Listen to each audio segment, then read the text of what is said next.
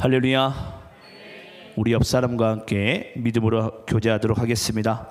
하나님께서 우리와 함께 하십니다 라고 인사하겠습니다.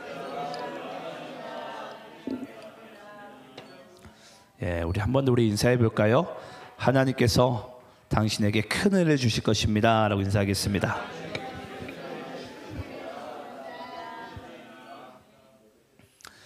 은혜 주심을 믿고 나아가는 우리 모두 되기를 간절히 소망합니다. 자, 오늘은 우리가 예배를 드리기 전에 제가 한 분을 좀 소개하고 예배 가운데 나가도록 하겠습니다. 오늘 베트남 우리 하노이 국립대학 유아교육 학과장님이신 우리 이엔옥 교수님이 오셨는데요. 우리 좀 큰 박수로 한번 일어나 주시겠어요? 네, 큰 박수로 환영하도록 하겠습니다. 청주교원대학교의 이 학회 참가자 이제 우리 여기 한국에 방문하신 것 같아요.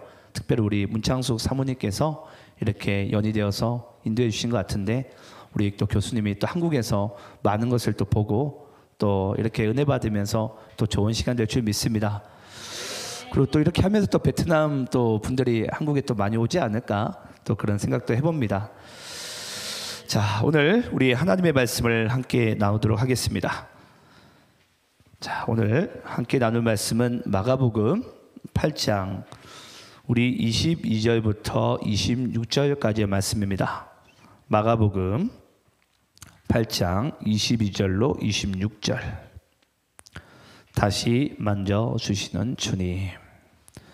자, 마가복음 8장 22절로 26절입니다. 자, 저와 여러분이 함께 오늘 본문 말씀을 서로 교독하시면서 읽도록 하겠습니다. 제가 22절 읽겠습니다. 베세다의 이름에 사람들이 맹인 한 사람을 데리고 예수께 나와 손 대시기를 구하거늘 예수께서 맹인의 손을 붙잡으시고 마을 밖으로 데리고 나가사 눈에 침을 뱉으시며 그에게 안수하시고 무엇이 보이느냐 물으시니 쳐다보며 이르되 사람들이 보이나이다. 나무 같은 것들이 걸어가는 것을 보나이다 하거늘 이에 그 눈에 다시 안수하심에 그가 주목하여 보더니 나아서 모든 것을 밝히 보는지라. 26절 함께 합독합니다. 시작. 예수께서 그 사람을 집으로 보내시며 이르시되 마을에는 들어가지 말라 하시니라. 아멘. 자, 오늘 우리가 또 주일을 맞이해서 우리 다시 만져주시는 주님, 우리 마가복음 강해를 이어서 나가도록 하겠습니다. 여러분 혹시 9월 마지막 주 마가복음 강해 말씀이 기억나세요? 네, 그때 저희가 이 에바다에 대해서 말씀을 전했었습니다. 에바다. 자, 여러분, 에바다, 예수님께서 에바다라는 선포를 하시면서 그 고쳐주신 그 사람은 어떤 병에 걸렸었죠? 귀먹고 말 더듬는 자, 말 못하는 자. 그래서 귀먹고 말 더듬는 자를 예수님께서, 이건 하늘의 음성이라고 그랬어요. 에바다는 하늘에서부터 에바다 하시니 그 귀가 열려지고 그 입이 열려지게 된 줄을 믿습니다. 그래서 여러분, 이제 제가 그때도 말씀드렸어요. 이제 듣지 못하고 또 말하지 못하며 또 보지 못하는 것은 그때 당시 이스라엘 백성들의 영적인 상태를 하나님께서 말씀하고 있다라고 말씀을 드렸어요. 그래서 여러분, 지금도 우리는 하나님의 말씀을 우리의 힘으로, 우리의 능력으로 들을 수가 없어요. 오늘도 예배 가운데 여러분들이 하나님께 기도를 하셔야 돼요. 하나님, 오늘 하나님의 예비된 말씀이 내 귀 가운데 들려지게 하소서. 그리고 뭐 해야 되죠? 내 입이 시인을 해야 돼요. 내 입이 하나님의 말씀을 또 아멘으로 시인하게 될 때에 그 말씀이 우리의 삶의 실제가 될 수 있습니다. 그래서 우리가 말씀을 받을 때에도 하나님, 내 입을 열어주소서. 그래서 하나님의 말씀이 이렇게 선포될 때에, 들려질 때에, 내가 아멘으로 시인할 때에 그 하나님의 말씀이 내 삶의 실제가 될 줄 믿습니다. 그리고 우리는 예배 가운데 오직 무엇을 봐야 됩니까? 오직 살아계신 그리스도만 봐야 돼요. 그 하나님은 육으로 역사하시지 않고 영으로 역사하기 때문에 그 영으로 역사하시는 그 하나님을 볼 수 있는 것은요, 여러분들의 영 안에 그 눈이 열려야 돼요. 그래서 오늘도 하나님께서 여러분들 저는 눈을 열어주시기를 간절히 축원합니다. 근데 중요한 것은요, 내가 그 사모함이 있어야 되고 그 믿음이 있어야 돼요. 그 믿는 자에게는, 사모하는 자에게는 그 하나님께서 오늘도 모든 것을 다 열어주는 놀라운 생명의 역사를 우리의 삶 가운데 임하게 할 줄을 믿습니다. 자, 여러분, 저희가 9월 마지막에 이 에바다라고 선포하실 때도 예수님께서는 그때 무엇으로 그 말 못하는 자, 귀 못 듣는 자를 무엇으로 고치시죠? 침으로. 침을 뱉습니다. 침을 뱉어요. 조금 우리가 꼭 이 방법이어야 되나? 제가 어제도 우리 이제 아동부 예배를 하는데 그 아동 얘기를 했어요. 내가 네 눈에 침을 뱉어가지고 만약에 치유를 하게 되면 어떤 기분일 것 같냐? 좀 더럽지 않겠습니까? 그렇죠? 꼭 이 방법밖에 없냐? 이 방법밖에 없을까? 오늘도 여러분 아시겠지만 맹인을 예수님께서 뭘로 고치시죠? 침으로. 참 신기해요. 왜 침으로 예수님께서는 그렇게 꼭 고치셔야만 됐을까? 그게 이제 우리가 상당히 이해가 안 되는 부분이죠. 여러분 아시지만 우리가 그때 읽었던 말씀이에요. 그때 읽었던 말씀이지만 우리가 마가복음서에서는 침 뱉으며라는 것이 총 3번 등장한다 그랬어요. 우리가 그 말씀을 다시 한번 읽어보겠습니다. 기억을 상기시키면서. 자, 우리 한번 마가복음 10장 34절 말씀을 한번 여러분들이 읽어보도록 하겠습니다. 세 구절을 총 읽을 거예요. 자, 마가복음 10장 34절. 자, 여러분들이 있습니다. 시작. 그들은 능욕하며 침 뱉으며 채찍질하고 죽일 것이나 그는 3일 만에 살아나리라 하시니라. 자, 마가복음 14장 65절도 읽겠습니다. 시작.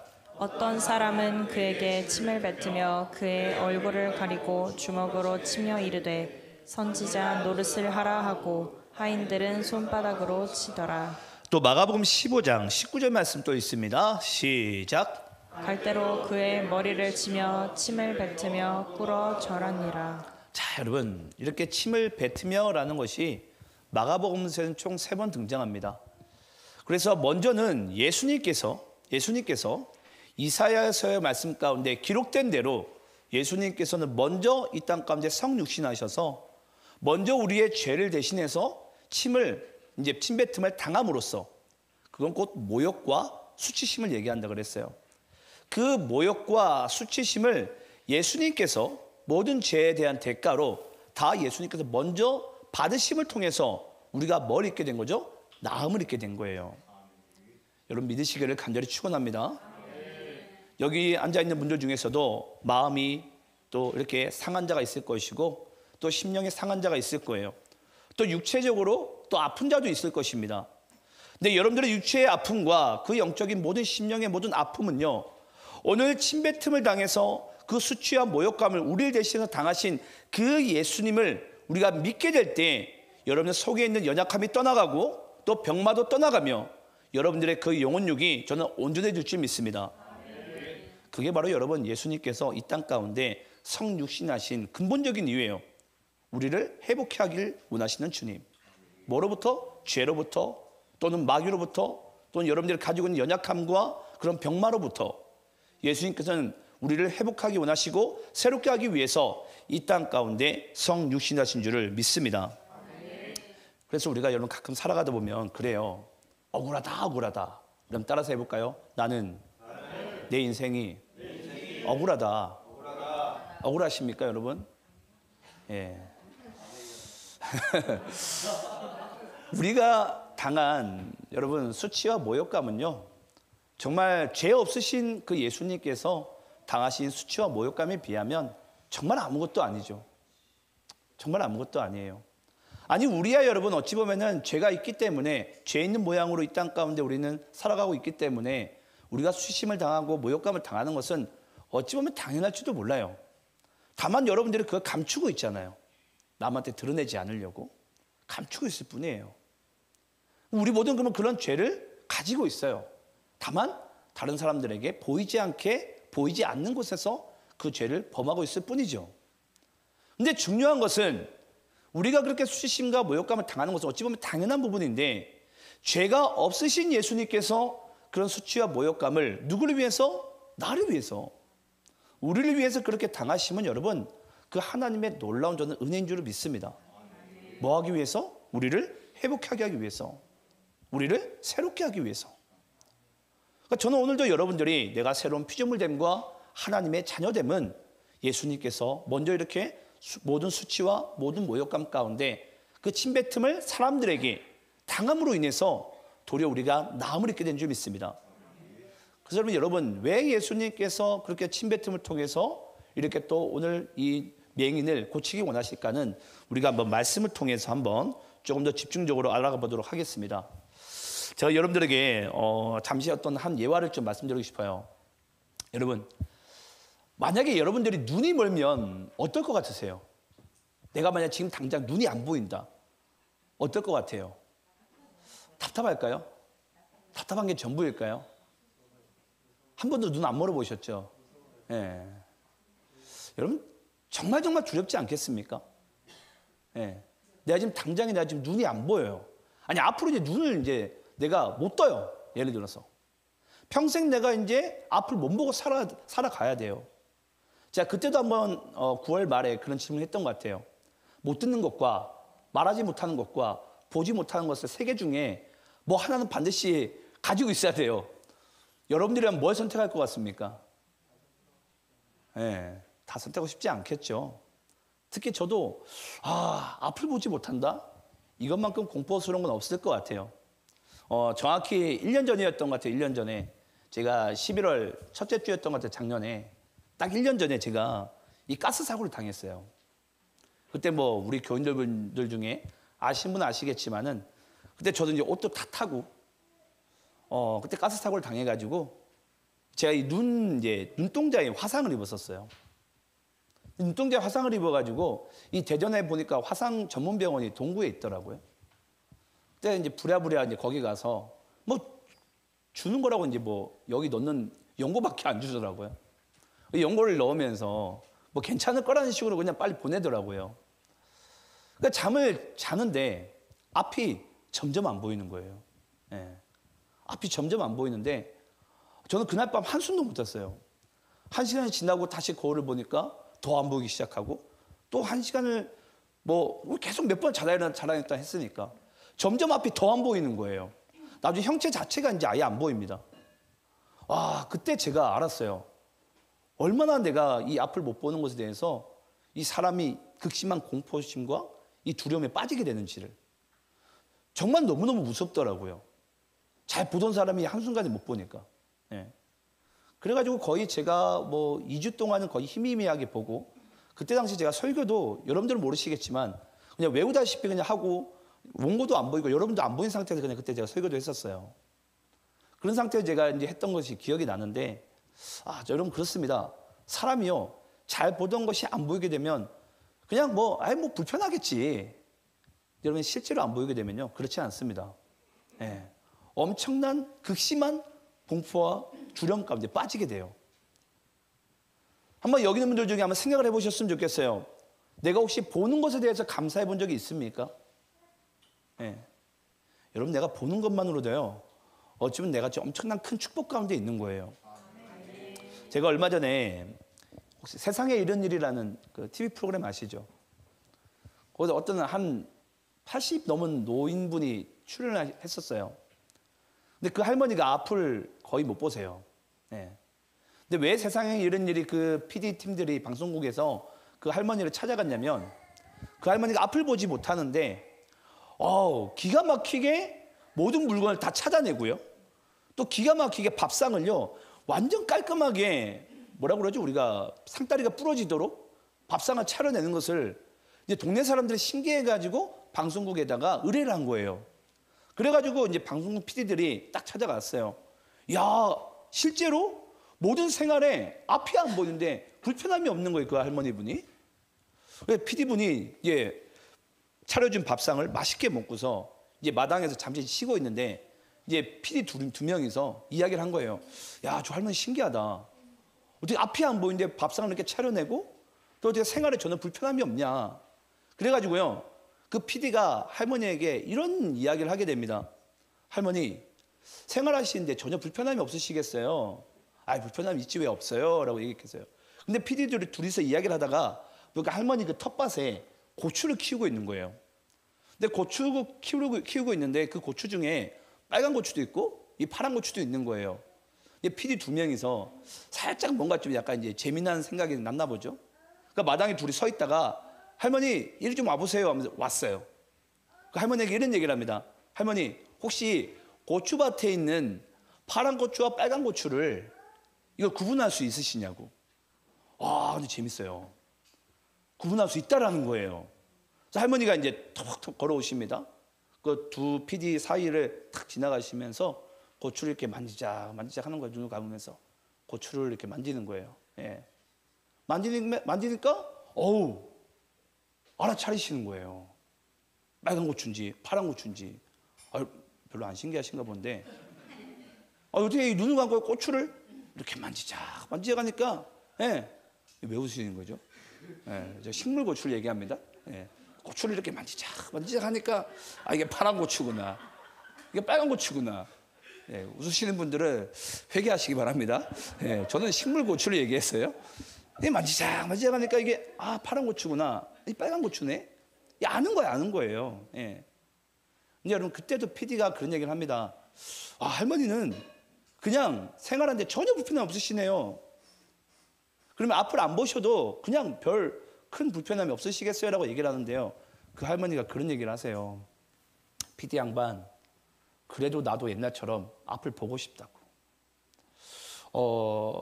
저는 오늘 맹인 이야기를 하면서 여러분들께 왜 이야기를 하냐면, 여러분 맹인에게 하나님 앞에 단 한 가지의 소원을 정말 빈다면 구원받는 것 이외에 정말 앞을 보는 것이지 않겠습니까? 네, 저는 그럴 것 같아요. 앞을 보고 싶어 할 것 같아요. 하나님, 저 제발 다른 거 다 필요 없고 돈도 필요 없고 아무 다 필요 없고 앞만 보게 해달라고. 근데 여러분 우리 다 모두 앞을 보고 있잖아요. 네. 그 할머니의 평생에 하나님께 드릴 수 있는 기도의 제목이 앞 보는 것일 텐데, 그 할머니는 그렇게 앞을 보는 게 하나님 앞에 그렇게 기도하고 싶은 부분일 거예요. 근데 우리는 그것을 이미 누리고 있음에도, 가지고 있음에도 감사할 줄 모른다는 거죠. 오늘 여러분이 맹인이 이제 등장을 하게 됩니다. 한번 이 맹인 가운데 하나님께서 왜, 여러분 쉽게 이야기를 하자면 에바다를 선포하실 때 그때 그 사람이 눈도 멀어 있는 상태 가운데 하나님께서 세 가지를 한꺼번에 고쳐도 되는데, 뭔가 지금 눈 먼 자는 따로 고치시는 부분 가운데 있어서는 오늘 말씀의 주제가 뭐죠? 다시 만져주신 주님.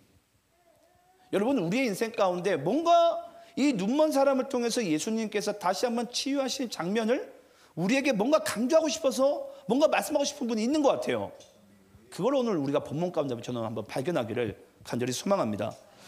자, 우리 한번 22절 말씀을 한번 여러분들이 다시 한번 읽어보도록 하겠습니다. 자, 22절입니다. 자, 여러분들이 있습니다. 시작. 벳세다의 이름에 사람들이 맹인 한 사람을 데리고 예수께 나와 손 대시기를 구하거늘. 자, 여러분 예수님께서 어디로 가시죠? 벳세다로 가십니다. 여러분 벳세다라는 것은 뭐냐면 이것이 어부의 집이라는 뜻이에요. 어부의 집. 예수님께서는 어부의 집으로 가십니다. 여러분 어부의 집은 뭐 하는 곳이죠? 생선을 잡는 집이죠. 그래서 우리로 따지면 교회죠. 교회는 여러분 벳세다입니다. 왜냐? 우리는 사람을 낚는 어부들이기 때문에. 믿습니까? 옆 사람들에게 한번 인사를 해주세요. 당신은 사람을 낚는 어부입니다. 자, 그러면 여러분 잘 보세요. 벳세다의 이름에 사람들이 이제 등장합니다. 사람들이 맹인 한 사람을 데리고 뭐 하죠? 예수께 나와. 여러분 벳세다는 뭐 하는 집이라고요? 사람을 낚는 어부라고 그랬어요. 사람을 낚는 어부. 그러면 사람을 낚는 그 어부의 동네라는 곳에 예수님께서 들어가니까 그 사람들이요, 보니까 이 맹인 한 사람을 예수님께 데리고 오는 거예요. 자, 질문을 해볼까요? 여러분 맹인이요, 예수님께 스스로 걸어서 예수님께 갈 수 있습니까? 없습니까? 못 가죠. 왜 그렇죠? 앞을 못 보니까. 그럼 반드시 맹인이 예수님께 갈 수 있는 방법은 뭐예요? 누가 데려가야 돼요. 누가 데려가지 않으면 여러분 절대 그 맹인은 스스로 예수님께 나아갈 수가 없어요. 그게 바로 여러분 어부의 집 가운데 살아가고 있는, 벳세다에 살아가고 있는 바로 여러분들의 삶의 역할일 줄 믿습니다. 우리가 그 역할 여러분 감당해야 됩니다. 세상에는 모든 사람들은 여러분 영적인 다 맹인들이에요. 그 맹인들을 예수님께 데려올 수 있는 유일한 통로와 그 도구로서 살아갈 수 있는 그 유일한 대상은요, 바로 이 땅의 교회들입니다. 아마 여기 있는 분들 중에서도 아마 그럴 거예요. 모태신앙자들도 당연히 부모님이 데려갔을 거고요. 또 여기 있는 분들 중에서도 내가 영혼을 구원함에 있어서는 반드시 누군가가 나를 또 이 교회 가운데 예수님께 데리고 간 자가 있을 거예요. 그러니까 여러분, 내가 지금도 예수 믿고 이 하나님의 놀라운 구원의 은혜와 축복 가운데 살아가고 있지 않습니까? 근데 가끔은요, 여러분, 이 교인들이요, 이 축복을 나 혼자만 누리려고 그래요. 아, 내가 왜 밖에서 전도해야 되냐? 어? 귀찮게. 여러분, 그 귀찮은 대상이 만약에 여러분들이었더라면 내가 예수님 만났겠습니까? 근데 베세다에 사는 사람들은, 그 사람을 낚는 어부들은 뭐 하는 사람들이라고요? 그 맹인 같은 사람들을 예수님께 데리고 온 자들이라고요. 예. 그게 여러분 오늘날 교회가 돼야 됩니다. 교회의 귀한 사명이 돼야 되고. 그러니까 사람들이 맹인을 데려오지 않으면은 이 맹인이 예수님께 나올 방법이 없어요. 그러니까 제가 여러분께 말씀드렸지만 이 못 듣는 자, 말 못하는 자, 또 이 맹인은 그때 당시에 이스라엘 백성들의 영적인 실태라 그랬어요. 그들은 영적으로 예수님을 알아볼 수도 없고 들을 수도 없고 말할 수도 없는 자들이에요. 시인할 수도 없는 자들이에요. 근데 그를 예수님께서 찾아가시고 사람들이 이렇게 데려오지 않으면요, 그들이 구원받을 길이 없는 거예요.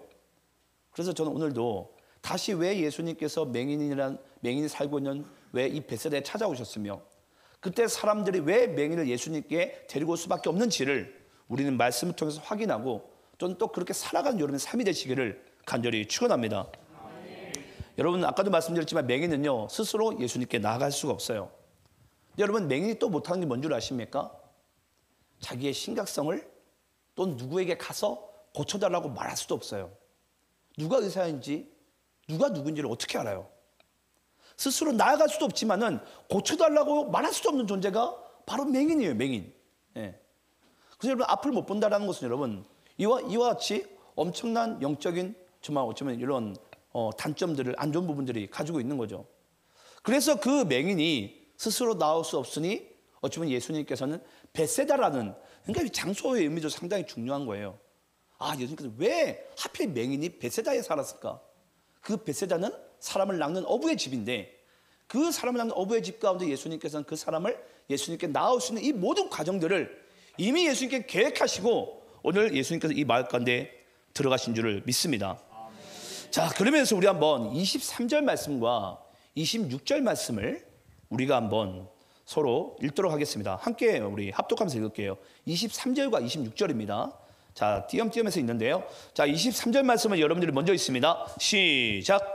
예수께서 맹인의 손을 붙잡으시고 마을 밖으로 데리고 나가사 눈에 침을 뱉으시며 그에게 안수하시고 무엇이 보이느냐 물으시니 26절 여러분들 또 있습니다. 시작. 예수께서 그 사람을 집으로 보내시며 이르시되 마을에는 들어가지 말라 하시니라. 자, 여러분 23절 말씀 다시 보여주시겠어요? 23절 말씀 잘 보시기 바라요. 여러분 아마 여기 있는 분 중에 이걸 확인하신 분들 별로 없을 것 같아요. 23절에 보니까 예수님께서 맹인을 어디에서 고치십니까? 마을 밖으로 데리고 나가세요. 마을 밖으로. 마을 밖으로 데리고 나가서 예수님께서 그 맹인을 고치십니다. 자, 그러면 또 우리 26절 말씀 볼까요? 고치고 나서는 예수님께서 뭐라고 말씀하는지 잘 보시기 바라요. 자, 고치고 나서는 예수께서 그 사람을 집으로 보내시며 이르시되 뭐하라 그러죠? 마을에는 들어가지 말라. 마을에는 들어가지 말라.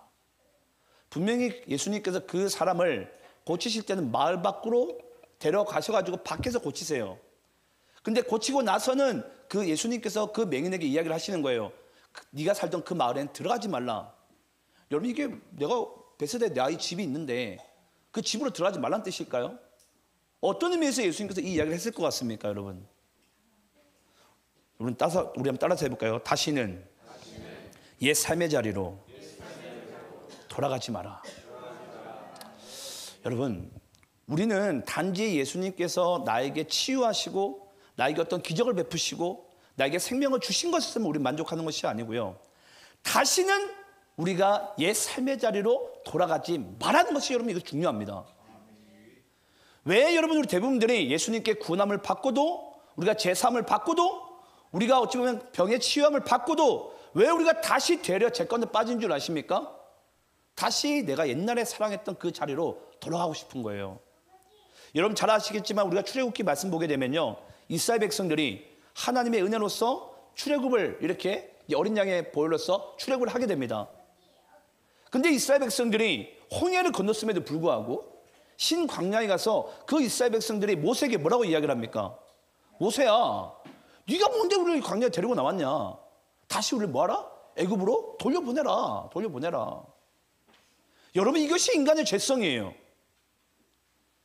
다시 내가 옛 삶에 내가 죄짓던 자리로 돌아가고 싶은 것이 그 인간의 육적인 연약함이에요. 근데 예수님께서는 그 맹인을 고치시고 난 다음에 뭐라고 하신다고요? 다시는 마을로 들어가지 말라는 거예요. 다시 옛 삶의 자리로 돌아가지 말라는 거예요. 오늘도 여러분들이 반복되게 죄 짓는 순간들을 한번 잘 생각해 보시기 바라요.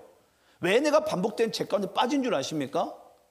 내가 그 자리를 계속 내가 사모해서 그래요. 왜냐? 내 육이 원하거든요. 내 육이. 내 육이 원하니까 육이 소요가는 그 자리 가운데 계속해서 내가 그 자리를 내가 찾아가는 거예요. 그러니까 여러분, 우리가 반복된 죄 가운데 못 태어나오는 이유가 바로 여기에 있습니다. 네. 그래서 예수님께서 고치시고 난 다음에는 들어가지 말라. 들어가지 말라. 다시 네가 옛 삶에 죄짓던 자리 가운데 다시 돌아가지 말라라고 말씀하시는 거예요. 자, 그리고 우리 한번 23절 말씀 가운데 보게 되면요, 제가 다시 한번 읽어볼게요. 예수께서 맹인의 손을 붙잡으시고 마을 밖으로 데리고 나가사 눈에 침을 뱉으시며 그에게 안수하시고 무엇이 보이느냐 물으시니. 자, 먼저 여러분 잘 보세요. 예수님께서 지금도 뭘로 고치시죠? 침을 뱉으시며. 여러분, 침을 뱉는다는 것은요, 예수님께서 사람들에게 수치심과 모욕감을 받으셨어요.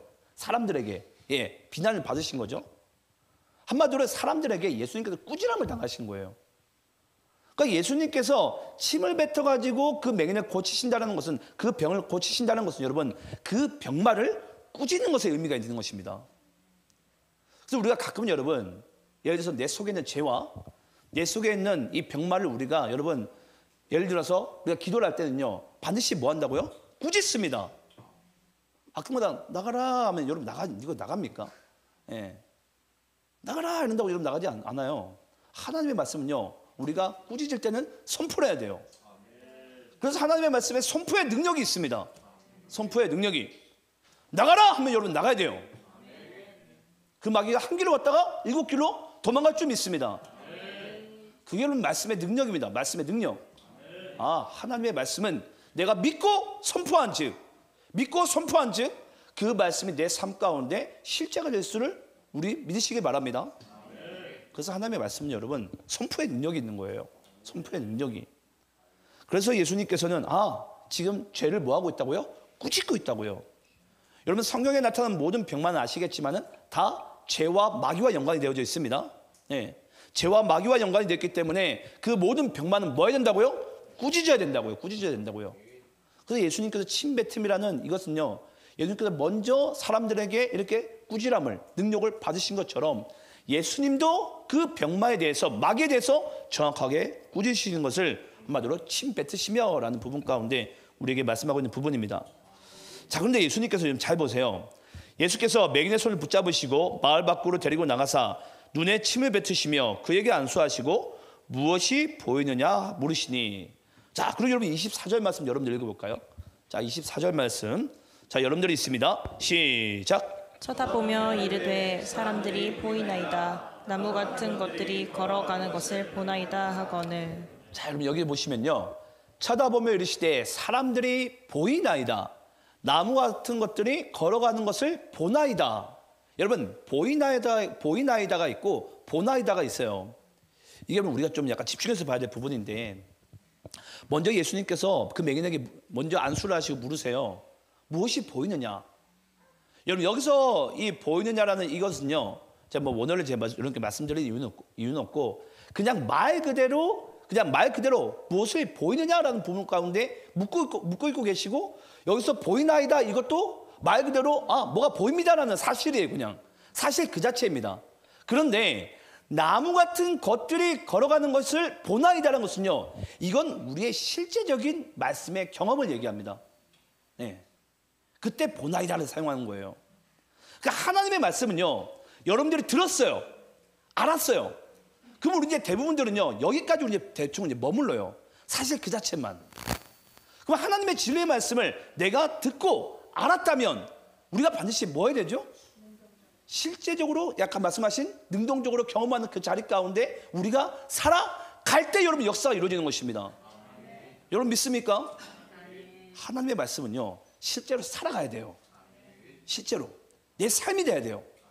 내 삶이. 듣는 그 사실을 여러분 모르는 사람은 없습니다.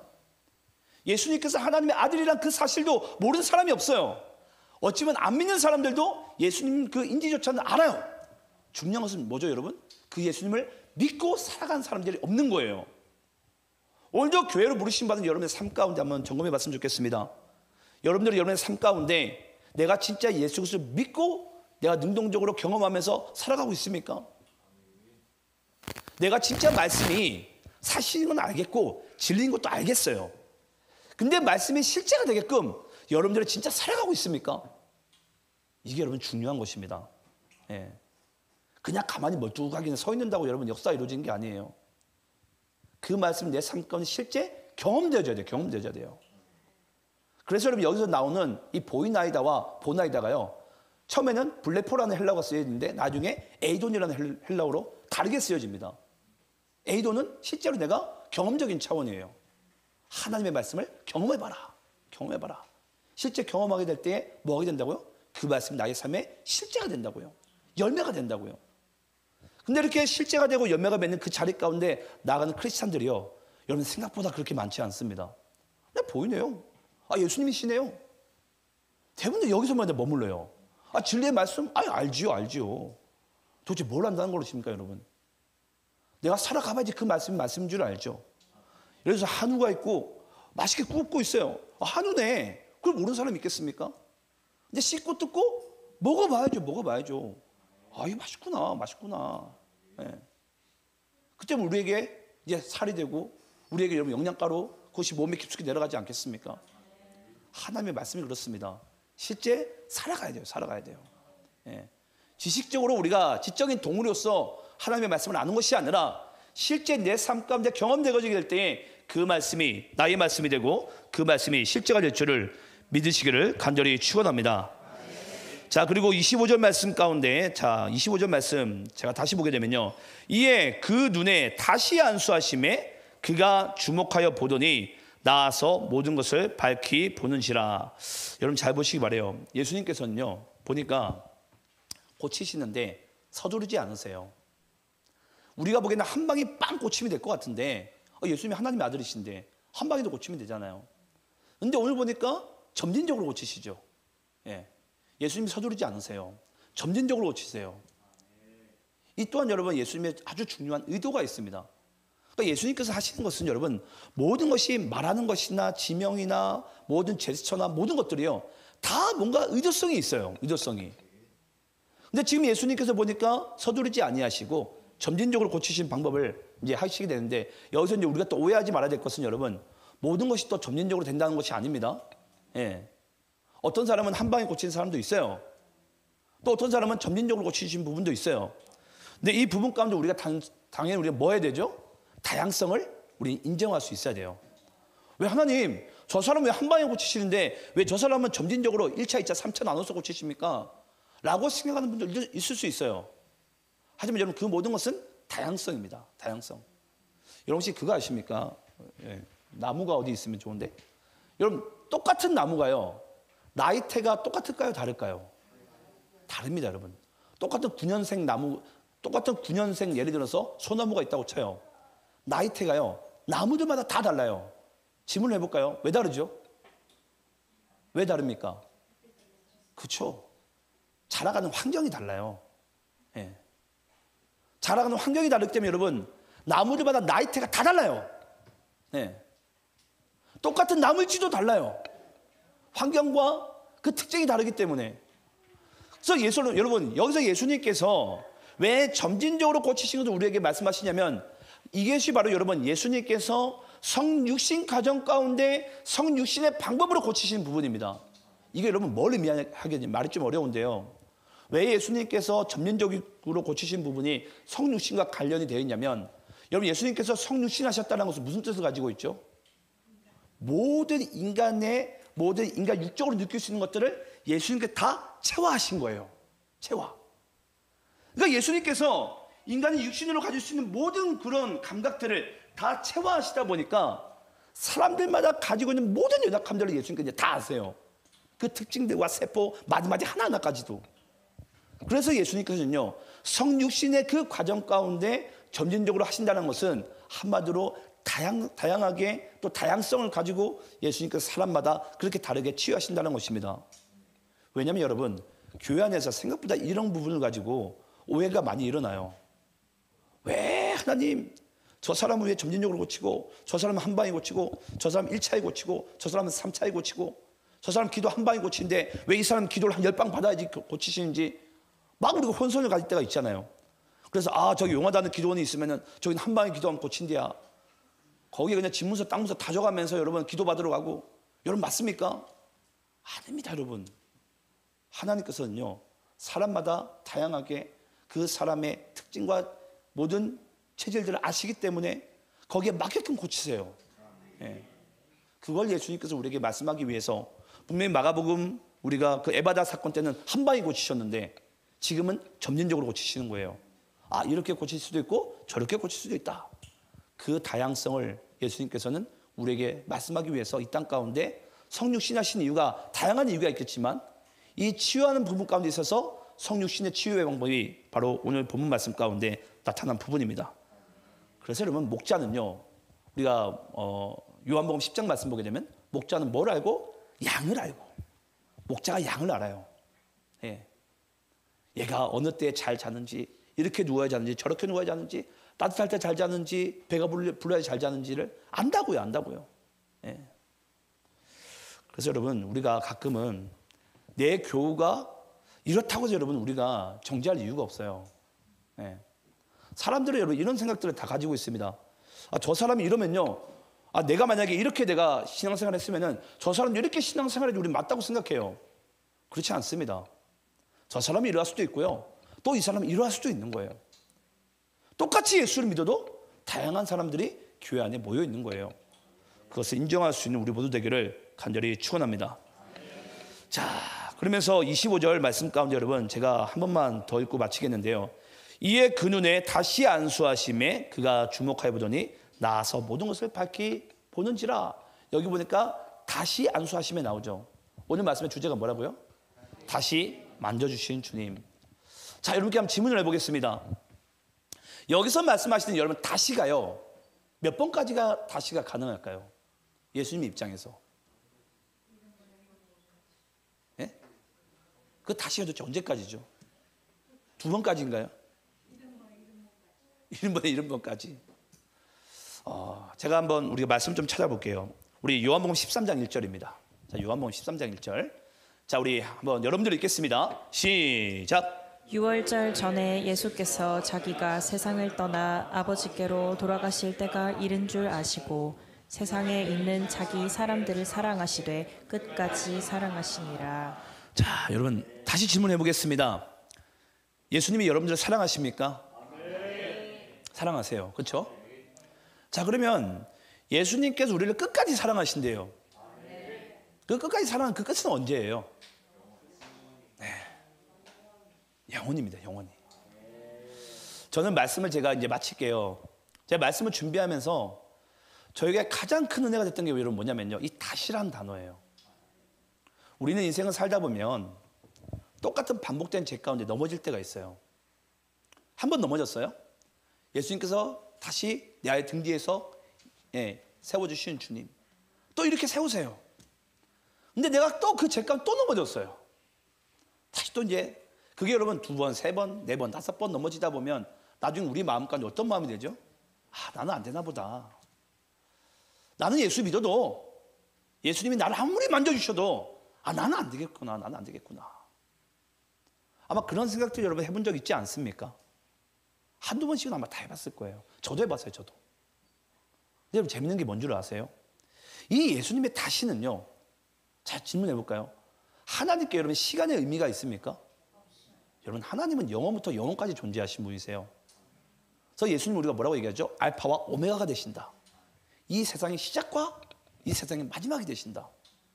시간의 개념은요, 육을 가지고 있는 우리들이나 여러분 시간의 개념이 필요한 거지, 하나님께서는 영이시기 때문에 영적인 우리가 영한 우리도 이제 영으로 이제 들어가게 되면 육신의 옷을 우리 또한 이제 벗을 날이 오지 않습니까? 그럼 우리가 이제 시간의 의미가 없어져요. 시간이 이제 존재하지 않습니다. 그때부터는 영원부터 영원까지 들어가게 되는 거예요. 그러니까 한마디로 예수님께서 우리를 다시 만져주시니, 다시 안수하시며라는 것은 여러분, 내가 영원까지 너를 지키겠고, 내가 영원까지 네가 회복될 때까지 내가 너를 지키겠다는 뜻입니다. 여러분, 이 사실이요, 얼마나 우리에게 위로가 되고 은혜가 됩니까? 그래서 여러분, 예수 믿는 자에게는 여러분 낙심도 교만이에요. 왜냐? 예수님은 우리가 회복될 때까지, 아니 영원까지 우리를 지키시고 회복해 하시는 그 주님임을 저는 믿는 여러분들이 되시기를 간절히 축원합니다. 우리 함께 기도하겠습니다.